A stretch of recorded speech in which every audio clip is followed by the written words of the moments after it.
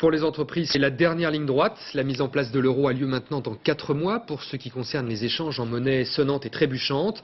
Dans de nombreux secteurs, on active la formation des salariés, comme c'est le cas chez Relais, cette enseigne spécialisée dans la vente des journaux dans les gares et les aéroports. Reportage Florence Griffon et Patrice Brugère. Pour passer des francs à l'euro, il suffit de multiplier par le taux? Vrai ou faux? Diviser. Et ce n'est surtout pas le moment de se tromper. Ces élèves d'un jour gèrent des bureaux de tabac. Le 1er janvier prochain, les clients paieront en francs, ils devront rembourser en euros. Pour que tout se passe bien, la direction du groupe a préféré anticiper. Nos clients nous demandent des services rapides, ils nous demandent également un professionnalisme et ça passe également par le service en caisse. Donc il nous faut être performants dès le 1er janvier. Pour le moment, les vendeurs s'habituent au double étiquetage en attendant les doubles caisses.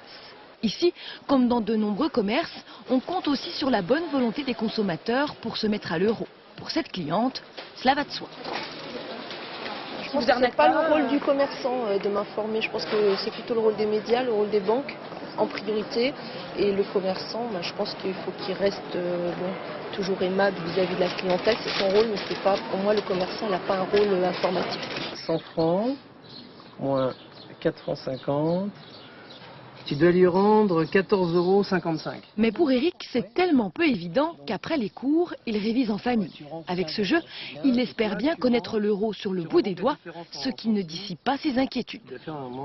Dans les magasins, les encaissements risquent d'être plus longs, parce que soit le vendeur ou la vendeuse ou le gérant connaît pas très bien sa monnaie, le client la connaît encore moins que nous, donc on va faire preuve de solidarité dans les coups durs.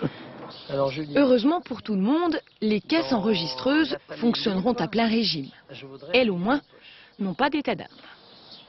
Alors c'est soit 35 €, 6,50 € ou 5,30 €.